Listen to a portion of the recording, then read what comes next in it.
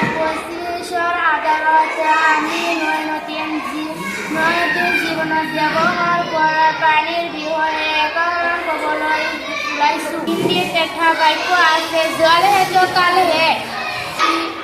ইয়াৰ অৰ্থ হ'ল পানী থাকিলে মই পিছত কাম কৰিব পাৰিম। ইয়াৰ অৰ্থ হ'ল পানী থাকিলে ভৱিষ্যতৰ চিন্তা কৰিব পাৰিম। সেইকাৰণে আমি যথেমতে পানী ব্যৱহাৰ কৰিব নালাগে।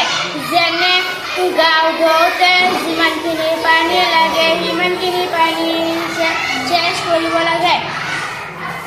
ব্ৰাছ কৰোঁতে যিমানখিনি পানী লাগে সিমানখিনি পানী ব্যৱহাৰ কৰিব লাগে। ৰন্ধা-বঢ়াত যিমানখিনি পানী লাগে সিমানখিনি ব্যৱহাৰ কৰিব লাগে।